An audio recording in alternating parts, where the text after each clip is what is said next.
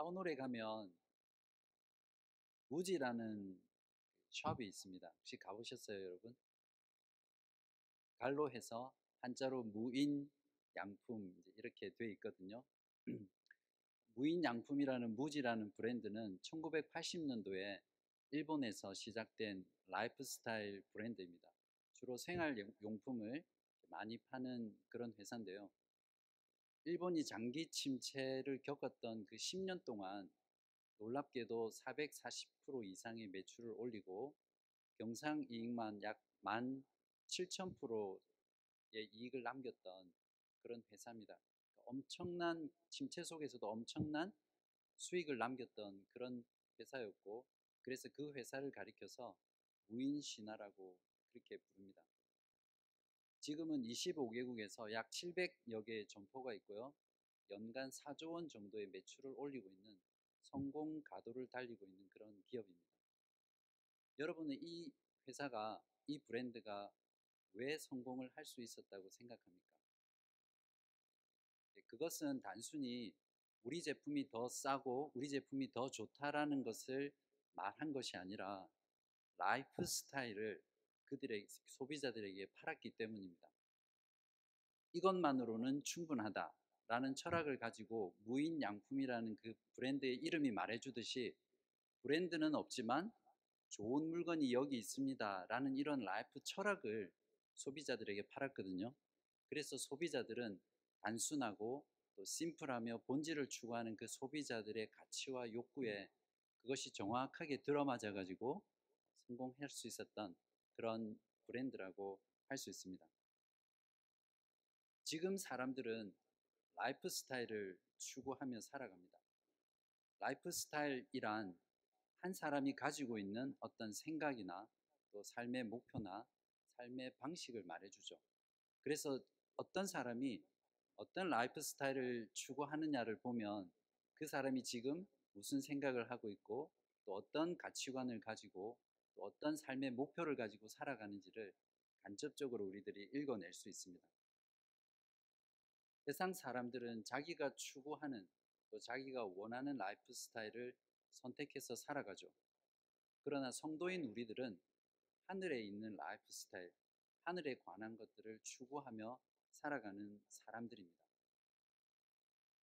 오늘날 교회가 가진 심각한 문제는 무엇이냐면 추구해가는 라이프 스타일이 세상과 교회가 전혀 다르지 않다는 것이 있습니다. 오히려 교회가 이제는 세상을 닮고 싶어 하고 이제는 성도가 세상 사람들을 닮고 싶어 하는 그런 시대가 되었습니다. 만약에 교회에 왔는데 교회에 가도 똑같이 세상을 본다면 누가 사람들이 교회에 오겠습니까? 우리가 복음을 믿는다고 하면서 세상 사람들이 추구하는 것들을 우리가 추구한다면 어떻게 세상 사람들이 우리가 믿는 복음을 믿겠습니까? 그래서 오늘 저는 여러분과 함께 말씀을 통해서 하늘의 라이프 스타일에 대해서 이야기를 하려고 합니다. 세상의 라이프 스타일을 버리고 하늘의 라이프 스타일을 여러분들이 추구해 갈 수 있도록 제가 말씀을 통해서 설득하고 도전해 보려고 합니다. 골로새서는 총 4장으로 구성되어 있습니다. 그래서 1장에서 2장은 교리편이라고 말할 수 있습니다. 이게 바울 스타일인데요. 전반부의 반은 교리에 대해서 가르치고 후반부에서는 그 교리에 대한 반응으로서 우리가 어떻게 살아야 하는지를 가르쳐 주는 게 바울 스타일인데요. 골로새서에도 3장과 4장에서 그러면 우리가 어떻게 살아야 할 것인가에 대해서 설명해 주고 있는 부분입니다. 지난주 설교 본문이었던 2장 20절에서 23절에서 사도 바울은 너희들이 그리스도와 함께 세상에 대해서 죽었는데 왜 계속해서 세상을 추구하고 세상의 것들을 따라가며 순종하느냐라고 하면서 강하게 질책을 했죠. 오늘 본문에서는 3장 1절에서 그러면 이제 너희들은 그리스도와 함께 다시 살아났는데 너희들은 어떻게 살아야 하는지 내가 가르쳐 주겠다라고 하면서 3장을 시작하고 있습니다. 바로 이러한 내용이 4장 6절까지 계속되고 있거든요. 먼저 오늘 1절을 보겠습니다. 1절을 보시면 그러므로 너희가 그리스도와 함께 다시 살리심을 받았으면 위의 것을 찾아라. 2절에서는 이것을 다시 다른 표현으로 명령하고 있는데요. 위의 것을 생각하고 땅의 것을 생각하지 말라. 여기서 사도는 너희들이 그리스도와 함께 다시 살리심을 받았기 때문에 위에 있는 것을 찾아라. 또 위에 있는 것을 생각하라. 라고 이렇게 명령하고 있습니다. 그렇다면 그리스도와 함께 다시 살리심을 받은 저와 여러분들이 위의 것을 찾고 생각해야 될 이유가 무엇이죠? 첫 번째는 위에는 그리스도가 다스리는 곳이기 때문입니다. 1절에 보시면 위의 것을 찾아라 라고 하고 그 다음에 붙여서 거기가 어딘지를 설명하고 있는데요. 거기는 그리스도께서 하나님 우편에 앉아 계시느니라. 여기서 위라는 곳은 그리스도께서 부활하시고 승천하셔서 하나님 우편에 앉아 계신 곳입니다. 하나님 우편에 앉아 계신다는 것은 어떤 실제적인 장소의 의미라기보다 그리스도께서 하나님 우편에 앉으셔서 온 세상을, 온 우주를, 온 만물을 다스린다라는 그런 통치의 의미라고 이해를 하셔야 됩니다. 그리스도께서 계신 곳이 우리가 있는 곳이죠. 왜냐하면 우리는 그리스도와 믿음으로 연합하여 한 몸이 되었기 때문이죠. 그러므로 그리스도와 함께 부활한 우리들도 그리스도께서 계신 그곳에 있고요. 그리스도께서 지금 그곳에서 다스리고 계시기 때문에 우리도 무엇을 하고 있습니까? 그리스도와 함께 다스리고 있죠. 그렇기 때문에 그리스도와 함께 다시 살리심을 받은 저와 여러분이 위의 것을 찾아야 될 이유로서 이것 말고 또 다른 것을 우리가 무엇을 더 찾아야 합니까? 다음으로 그리스도와 함께 다시 살리심을 받은 저와 여러분이 위의 것을 찾아야 할 두 번째 이유로 오늘 본문이 제시하고 있는 것은 위에는 우리의 생명이 있기 때문입니다. 3절을 보십시오. 이는 너희가 죽었고 너희 생명이 그리스도와 함께 하나님 안에 감추어져 있음이라.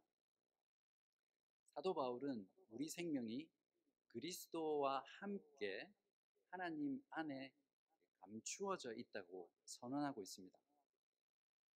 우리의 생명이신 그리스도가 계신 곳에 우리들의 생명이 있는 것은 당연하겠죠. 여기서 우리의 생명이 그리스도와 함께 하나님 안에 있다라는 이 말은 그리스도께서 지금 어떻게 계십니까? 성부, 성자, 성령 하나님께서 삼위의 하나님으로 함께 계시잖아요. 그렇기 때문에 우리의 생명이 그리스도 안에 그리스도와 함께 하나님 안에 있다라는 이 말은 지금 우리가 성부, 성자, 성령 삼위 하나님과 교제하고 있다는 것을 말해주고요. 그것은 곧 우리가 그 하나님과 교제를 누리고 있다라는 것으로 우리가 확신할 수 있습니다. 또한 사도는 이 생명이 감추어져 있다라고 그렇게 말을 하고 있거든요. 그러므로 그리스도를 알지 못하는 세상은 이 생명에 대해서 절대 알 수도 없고요. 또 찾지도 않습니다. 바로 그 이유 때문에 우리가 이 생명에 대해서 세상에게 말을 하면 세상 사람들이 우리를 미워하고 조롱하고 바보 취급하고 심지어는 대적하는 이유가 바로 여기에 있습니다. 저와 여러분이 이 생명을 가지고 있고 또 이 생명을 알 수 있고 이 생명을 누릴 수 있는 그런 존재가 됐다는 것이 얼마나 놀랍고 또 은혜로우며 하나님의 복인지 모릅니다. 여러분 정말 그것을 느끼세요? 그것을 알고 계세요? 또한 감추어져 있다라는 말은 어떤 때가 될 때까지 숨겨져 있다가 그 때가 되면 이제 드러난다는 그런 말이죠. 우리의 생명은 그리스도와 함께 하나님 안에 감추어져 있다가 그리스도께서 다시 오실 때 영광 가운데 온 세상이 알도록 우리의 생명이 드러날 것입니다. 4절을 보십시오. 우리 생명이신 그리스도께서 나타나실 그때에 너희도 그와 함께 영광 중에 나타나리라. 우리의 참된 생명은 과거, 현재, 그리고 미래가 위에 계신 그리스도에게 있음을 이 말씀을 통해서 우리는 깨달을 수 있습니다. 이 사실이 우리들에게 또 여러분에게 얼마나 큰 소망을 주는지 모릅니다. 그러므로 그리스도와 함께 다시 살리심을 받은 저와 여러분은 땅의 것이 아니라 위의 것을 찾아야 합니다. 오늘날 교회와 신자들은 내 마음에 계신 그리스도, 내 마음의 그리스도를 지나치게 강조합니다. 분명 그리스도께서는, 하늘에 계신 그리스도께서는 성령 하나님을 통해서 우리 안에 거하십니다. 그리고 이렇게 모여있는 우리들 안에 동일하게 역사하시죠.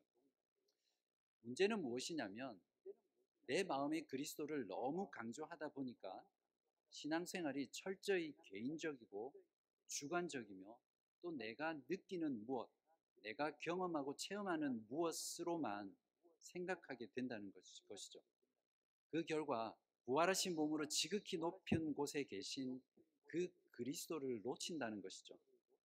온 우주와 만물을 다스리는 그 영광된 그리스도, 창조주이시며 구원자이시며 영원토록 하나님의 나라를 다스리는 왕 대신 하나님 되신 그리스도를 우리가 자꾸 놓치고 그 그리스도를 보지 못하는 것이죠. 부활하시고 승천하시고 하늘에 계신 그 예수 그리스도는 지금 내 안에도 계시지만 동시에 하나님 우편에 앉아 계신 우리의 왕이라는 걸 꼭 잊지 마셔야 합니다. 그분은 내 안에 나와 함께 계시는 친구 같은 다정한 분이시지만 또한 동시에 하늘에서 경배받기 합당한 그런 존귀하신 영광의 하나님입니다. 바라기는 지금 이 말씀을 듣고 계신 여러분들이 이런 그리스도의 하나님 되심, 영광된 그리스도, 그분을 바라보고 함께 그분을 경배하고 그분을 찬송하는 그런 저와 여러분 되시기를 바랍니다. 자, 이제 그렇다면 위의 것을 추구해야 된다고 했는데 구체적으로 위의 것을 추구하는 삶이 어떤 것인지 한번 생각해보고 살펴보겠습니다. 사도 바울은 친절하게 3장 5절부터 4장 6절까지 위의 것을 찾고 생각하는 구체적인 삶에 대해서 우리들에게 가르쳐 주고 있습니다. 오늘 본문인 3장 5절에서 11절까지에서 위의 것을 추구하는 삶으로서 사도 바울이 제시하는 것은 바로 죄를 죽이는 것입니다. 오늘은 죽이는 것까지만 살펴보고요. 다음 주에 살리는 것에 대해서 말씀을 나누겠습니다. 그리스도와 함께 죄에 대해서 죽었다는 것은 죄에 대한 죄책에 대해서 죽은 것이지 우리 안에 있는 죄의 본성이 완전히 제거됐다라는 말이 아님을 우리가 알아야 됩니다. 그래서 사도 바울은 이제 복음을 듣고 성도가 된 골로새 교인들에게 죄를 죽이는 명령을 내리고 있습니다. 그것을 이제 세 가지로 말하고 있는데요. 첫 번째는 죽여야 할 5가지 악한 죄의 본성입니다. 5절부터 7절을 보겠습니다. 그러므로 땅에 있는 지체를 죽이라. 곧 음란과 부정과 사욕과 악한 정욕과 탐심이니 탐심은 우상 숭배니라. 이것들로 말미암아 하나님의 진노가 임하느니라. 너희도 전에 그 가운데 살 때에는 그 가운데에서 행하였으나. 5가지가 무엇이죠? 음란과 부정과 사욕과 악한 정욕과 탐심입니다. 여기에 공통점이 있거든요. 어떤 공통점이 있습니까? 모두 마음에 있는 것이죠. 또한 직접 또는 간접적으로 성적인 부도덕함과 관련이 있습니다. 당시 골로새 교회가 있었던 1세기 이방 사회는 성적으로 지극히 문란하고 또 타락한 그런 문화를 가지고 있었습니다. 또한 그것으로 인해서 성적인 윤리가 땅에 떨어졌었고 성에 대한 가치관이 정말 문란했던 그런 시대였습니다. 그런 사회에서 그리스도인이 된다는 것은 성에 대한 세상의 가치를 버리고 하나님의 가치, 성경이 말하는 성에 대한 가치를 따르는 그런 것이었습니다. 성적인 범죄를 짓게 하는 죄의 본성까지 죽이라는 이 바울의 명령은 그 당시 그리스도인들에게 혁신적인 그리고 급진적인 그런 삶의 변화를 요구하는 명령이었습니다. 지금 우리가 사는 시대는 성적인 타락에 있어서 골로새 교회가 있었던 그 1세기보다 더 심하면 심했지 더 약하지 않습니다. 우리가 가진 더 심각한 문제는 무엇이냐면 그리스도인조차 성에 대한 가치관과 윤리에 있어서 세상과 구별되지 않고 큰 차이가 없다는 것이죠. 또 그러한 세상의 생각들을 따라가고 있다는 것입니다.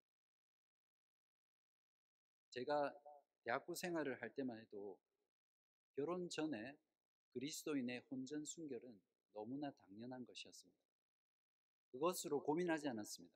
그냥 고민했던 부분은 스킨십을 어느 정도까지 해야 되느냐, 손만 잡아야 되느냐, 어깨 동무를 할 수 있느냐, 그냥 그런 것이 이슈가 되었지, 결혼 전에 섹스를 한다라는 것은 그냥 하지 않는다라는 것은 당연한 것이었거든요. 그런데 지금은 결혼 전에 성관계를 가지거나 또한은 동거를 하는 이런 일들이 그렇게 크게 여겨지지 않고 또 그러한 일들을 하면서도 하나님을 두려워하거나 하나님을 의식하는 부분이 많지 않은 것이 오늘날 젊은 청년들의 그리스도인의 모습입니다. 어쩌면 이러한 생각이 지금 스파크나 또 키즈처치에 있는 아이들에게 내려갈수록 점점 더 심해지겠죠. 또한 지금은 많은 목회자들과 교회조차도 동성 결혼과 동성애를 인정하고 또 그 가운데 있기도 합니다. 성에 대한 성경적 가치와 윤리는 분명합니다. 결혼한 부부 관계 밖에서는 그 어떠한 성적인 결합도 허용하지 않으며 모두가 하나님 앞에 범죄하는 것이고 그것에 순종하지 않는 사람은 하나님의 진노가 임하는 그러한 죄라는 것을 성경은 분명하게 우리들에게 말해주고 있습니다.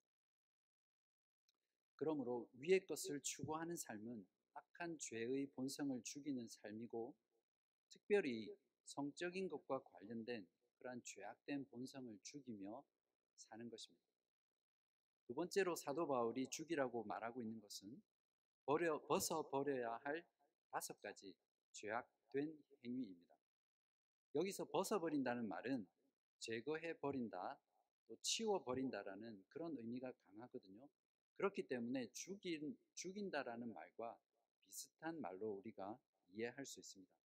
무엇입니까? 8절을 보십시오. 이제는 너희가 이 모든 것을 벗어버리라. 곧 분함과 노여움과 악의와 비방과 너희 입에 부끄러운 말이라. 여기에 나열된 것은 악한 죄의 본성에서 나오는 죄악된 행위들입니다. 또한 다른 사람들에게 짓는 죄악들이며 주로 말과 관련되어 있습니다. 야고보 사도는 그리스도의 언어 생활에 대해서 가르치면서 이렇게 말했습니다. 야고보서 3장 8절에서 10절에 혀는 능히 길들일 사람이 없나니 쉬지 아니하는 악이요 죽이는 독이 가득한 것이라. 이것으로 우리가 주 아버지를 찬송하고 또 이것으로 하나님의 형상대로 지음을 받은 사람을 저주하나니 한 입에서 찬송과 저주가 나오는도다. 내 형제들아, 이것이 마땅하지 아니하니라. 여기서 잠깐 비방이라는 죄악된 행위에 대해서 다루겠습니다. 다 다루고 싶지만 시간 관계상 하나만 다루겠습니다. 여기서 비방이라는 영어로 슬렌더라고 되어 있는 것은 이제 중상모략이라는 말의 뜻도 있는데요. 이 말을 통해서 다른 사람의 인격이나 명예를 손상시키는 것을 말합니다. 모든 악행들이 다 나쁘지만 비방이라는 것은 특히 더 나쁜 행위입니다. 교회 내에서 서로를 비방하는 모습은 공동체를 파괴하는 어떤 다른 것보다도 더 강력하고 무서운 죄입니다. 제가 여러분에게 상대방의 관심과 또 흥미를 끄는 방법을 제가 하나 알려드리겠습니다. 여러분이 다른 사람과 이야기할 때 누군가를 칭찬해 보십시오. 아, 이 사람은 이런 부분에서 참 좋은 사람이야. 그렇게 칭찬하시면 대화하는 사람이 갑자기 관심이 떨어지면서 영혼 없는 대답으로 그렇지, 음, 그럴 거야. 이렇게 그냥 무감각하게 대답합니다. 그러다가 갑자기 누군가를 은근히 이렇게 비판하고 비난해 보십시오. 너 혹시 그거 알아? 누가 이런 말을 했대. 나도 정말 그럴 줄 몰랐는데 그 사람이 그랬다고 하더라. 이런 말을 하면 이제 상대방은 이제 눈빛이 반짝반짝하고 관심이 막 증폭하면서 귀를 기울이죠. 그래, 맞아. 나도 진짜 그렇게 생각했는데 너도 그렇게 생각했냐고 하면서 시간 가는 줄 모르고 긴 시간 동안 그 다른 사람에 대해서 이야기를 합니다. 그러나 문제는 무엇이냐면 이러한 비방을 통해서 상대방의 인격과 그 사람의 삶과 또 그 사람이 가지고 있는 그 진실함들을 파괴한다는 것이죠.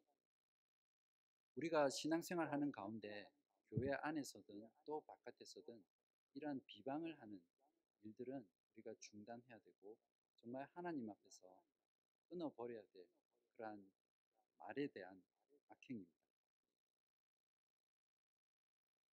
그러므로 위의 것을 추구하며 사는 삶은 다른 사람에게 주로 말로 표현되는 죄악된 행위를 벗어버리는 것입니다. 이제 죄를 죽이는 삶에 대한 세 번째 명령은 공동체 가운데 있는 죄를 죽이는 것입니다. 서로 거짓말을 하지 말라는 것인데요. 9절부터 11절까지입니다. 너희가 서로 거짓말을 하지 말라. 옛 사람과 그 행위를 벗어버리고 새 사람을 입었으니 이는 자기를 창조하신 이의 형상을 따라 지식에까지 새롭게 하심을 입은 자니라. 거기에는 헬라인이나 유대인이나 할레파나 무할레파나 야만인이나 수구디아인이나 종이나 자유인이 차별이 있을 수 없나니 오직 그리스도는 만유시요 만유 안에 계시니라. 여기서 옛 사람과 그 행위를 벗어버리고 새 사람을 입었다라는 것은 또 다른 두 가지 명령이 아니라 예수를 믿는 골로새 성도들에게 이미 일어난 일을 말합니다. 너희들은 이미 옛 사람을 벗어버렸고 그 행실을 버린 사람이다. 그리고 너희들은 이미 새 사람이 된 사람이기 때문에 너희가 서로 거짓말을 하지 말라라고 이렇게 말을 하고 있는 것이죠. 골로새 교회의 문제를 다루었던 2장의 내용을 고려해 볼 때 여기서 서로 거짓말하지 말라는 것은 어떤 금전적인 사기라든지 일상 속에서 서로 거짓말하는 그런 내용이라기보다는 세상의 철학이나 전통을 가지고 예수 그리스도와 예수 그리스도의 복음에 대한 그 진리를 왜곡하고 거짓되게 가르치고 서로 주장하고 말하는 것을 가리킨다고 볼 수 있습니다.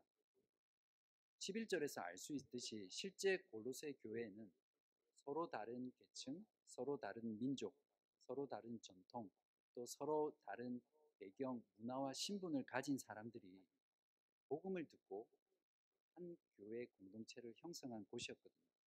그래서 그들이 가지고 있던 각자의 생각과 철학과 사상과 삶의 방식들을 교회 안에서 서로 주장하고 또 복음에 대한 잘못된 진리들을 가르치고 말했던 것을 알 수 있습니다. 더군다나 골로새 교회 안에는 거짓된 교사와 이단들이 있어서 그들은 거짓말과 헛된 속임수와 그리고 잘못된 복음의 진리들을 가지고 성도들을 미혹했고요.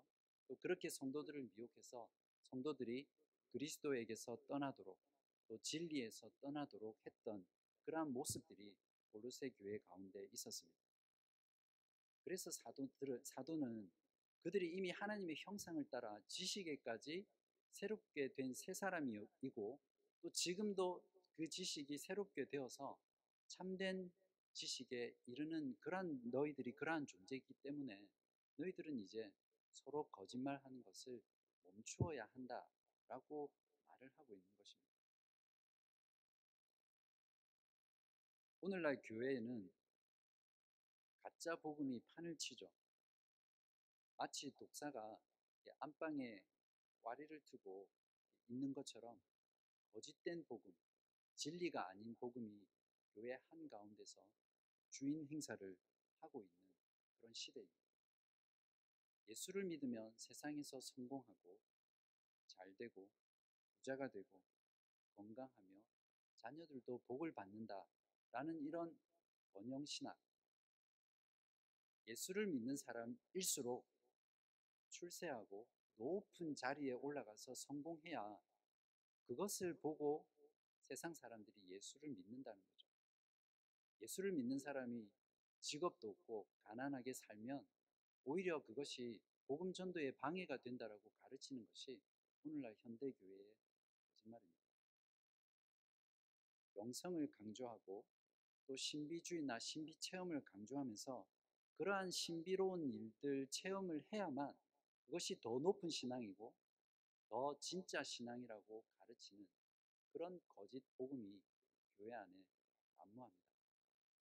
생각하고 믿는 대로 된다라고 가르치면서 긍정의 힘이라든지 적극적인 사고방식을 강조하는 것도 교회 안에 있는 큰 거짓말이죠.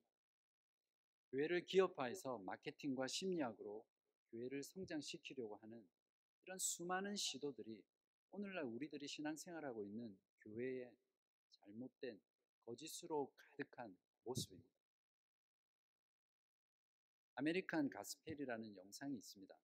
목사님께서 추천해 주셔서 봤는데요. 이 영상을 보시면 오늘날 교회 안에 거짓된 복음, 거짓된 기독교를 얼마나 심각하게 가르치고 있는지를 철저하게 해부해서 파헤쳐 주고 있거든요. 이 영상을 보시면 오늘날 교회 지도자들과 교인들이 어떻게 서로 거짓말을 하면서 거짓 복음을 전하고 있는지를 분명하게 보게 될 것입니다. 여러분 꼭 한번 보시기 바랍니다. 제가 주소를 주부에 적어 드렸거든요. 보시고 오늘 말씀을 한 번 더 돌아보시기 바랍니다. 이제 정리를 하겠습니다. 위의 것을 추구하는 구체적인 삶은 무엇이었죠? 죄를 죽이며 사는 것입니다. 첫 번째가 죽여야 할 5가지 악한 죄의 본성입니다. 음란과 부정과 사욕과 악한 정욕과 탐심이었습니다. 두 번째는 벗어버려야 죄악된 행위였습니다.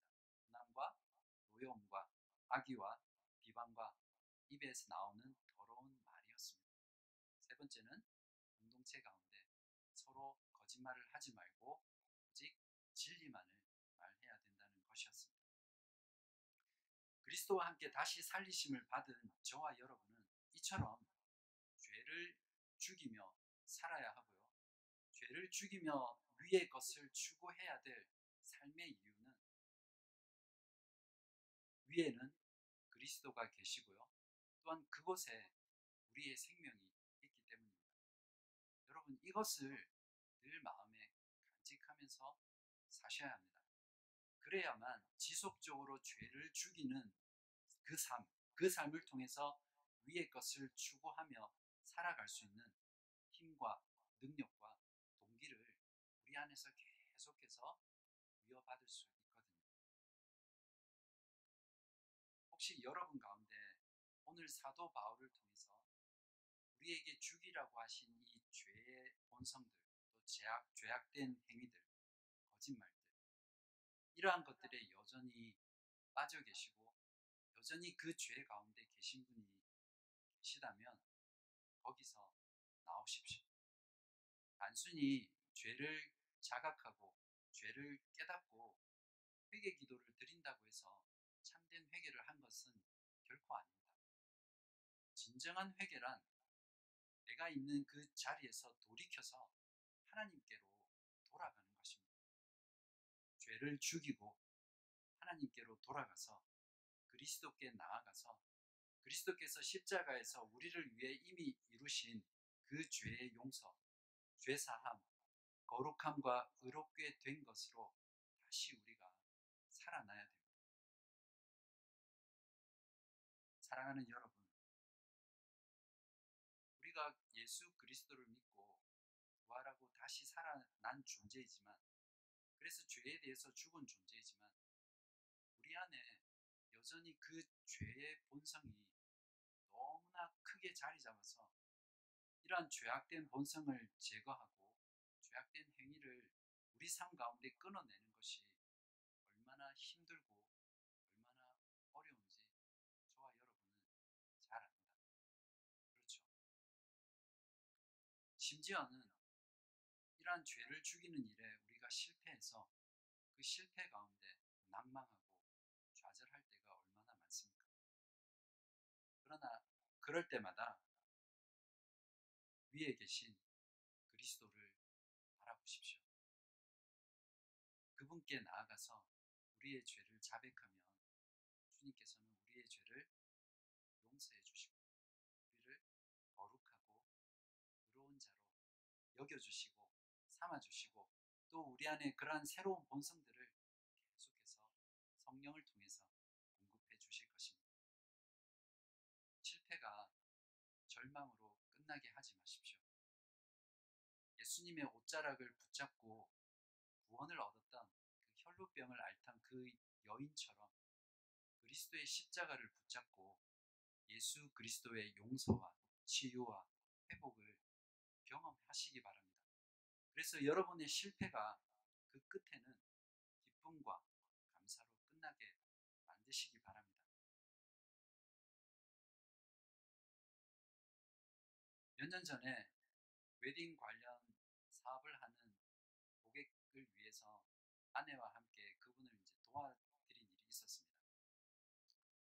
그분이 결혼식에서 했던 일은 무엇이냐면 결혼식 피로연 때 피로연 하는 테이블볼을 깔고 그 위에 장식하고 접시를 놓는 그런 일들을 했었거든요. 그래서 저희들이 아내와 제가 아침 일찍 이제 그 결혼식장에 갔었습니다. 센테니얼 파크 안에 있는 홀을 빌려서 야외 결혼식으로 진행했고 또 피로연은 이제 그 홀에서 했었거든요. 새벽에 일찍 갔는데 그 새벽에 여러 명의 사람들이 나와가지고 테이블뿐만 아니라 그 결혼식장 또 야외 그리고 신랑과 신부가 입장하는 그 아치같이 생긴 그 입구를 전부 다 꽃으로 장식을 했었습니다. 그러니까 한마디로 꽃천지였어요. 거기에서. 근데 제가 그 모습을 보면서 참 예쁘다, 참 아름답다. 그 꽃이 신랑과 신부를 장식하고 그 결혼식장을 장식하는 모습을 보면서 나름 이렇게 감동도 받고 참 좋다 이런 생각을 했었습니다.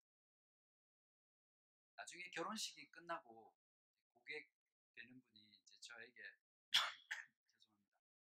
고객에게 말씀을 해주시더라고요. 결혼식장에서 사용됐던 그 꽃이 10만 불이 넘는 양의 꽃이었다고 합니다.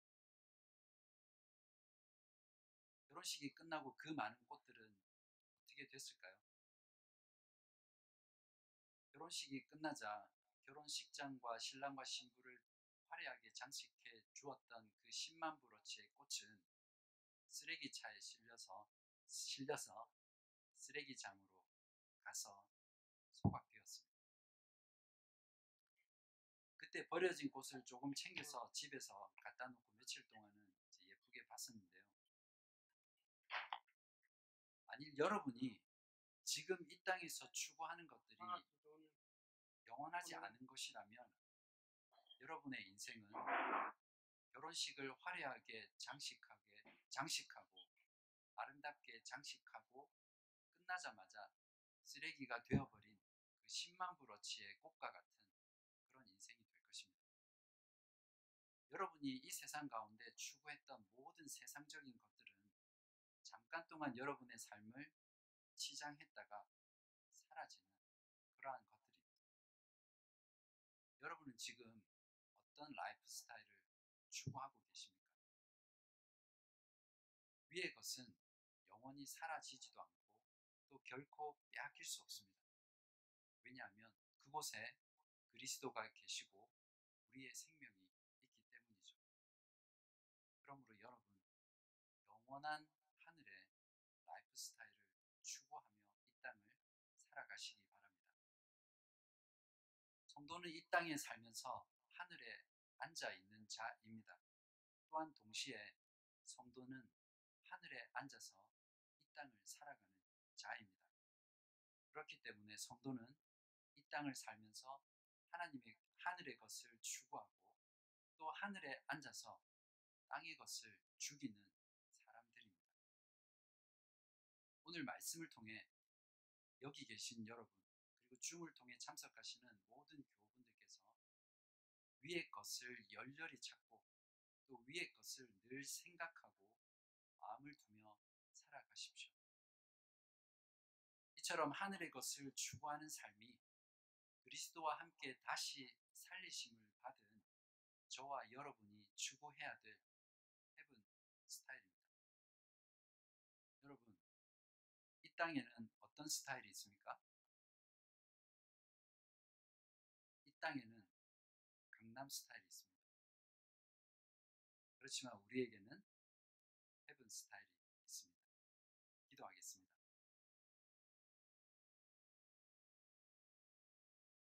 하나님 아버지 감사합니다. 오늘 말씀을 통해서 우리가 무엇을 추구하며 또 이 땅 가운데서 어떤 마음으로 살아야 하는지를 보여주셔서 감사합니다. 우리는 이 땅에 속한 사람들이 아니라 하늘에 속한 사람들이기에 하늘의 것을 추구해야 함을 말씀을 통해서 들었습니다. 우리가 그리스도와 함께 다시 살리심을 받은 자들이기 때문에 위에 있는 것을 찾고 위에 있는 것을 생각해야 된다라는 사도 바울의 말씀을 귀담아 듣기를 원합니다. 아버지 하나님, 이러한 삶을 살아가면서 우리 가운데 있는 악한 죄의 본성을 제거하게 하여 주시고 우리들의 삶 가운데 있는 죄악된 행위들을 떨쳐낼 수 있도록 도와주옵소서. 우리가 서로 에게 진리만을 말하며 거짓말하지 않는 저희들 되게 하여 주옵소서. 그러나 하나님 아버지, 저희들은 너무나 연약하고 너무나 깨어지기 쉬우며 너무나 부족한 자들이어서 늘 이 죄와의 싸움에서 질 때가 너무도 많음을 고백합니다.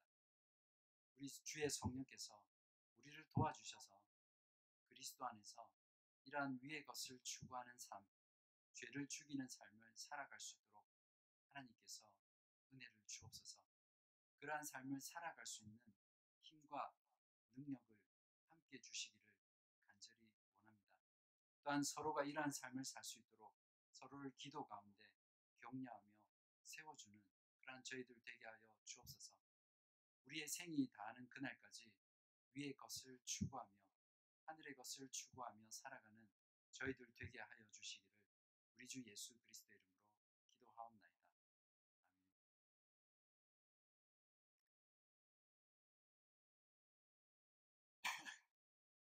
네, 우리 이제 들은 말씀을 생각하면서 우리들이 끊어내지 못하고 또 우리들이 위의 것을 추구하지 못하고 살았던 삶이 무엇이었는지 한번 돌아보고요. 함께 회개의 기도 드리겠습니다. 회개의 기도 하겠습니다. 하늘에 계신 우리 아버지, 하나님께서는 변하지 않는 사랑으로 저희들을 사랑해 주셨지만 저희들은 너무나 자주 저희 마음대로 살며 저희를 향한 하나님의 뜻을 거절하며 살아왔습니다. 저희들의 죄를 회개하며 죄로부터 돌이킵니다. 저희들을 위해 죽으신 하나님의 아들을 통해 저희들의 죄를 용서하여 주시고 깨끗하게 하여 주시며 변화시켜 주옵소서. 거룩하신 성령의 능력으로 하나님을 위해 살게 하시고 우리 주 예수 그리스도의 영광을 위하여 모든 일에 하나님을 기쁘시게 하는 저희들 되게 하옵소서. 예수 그리스도의 이름으로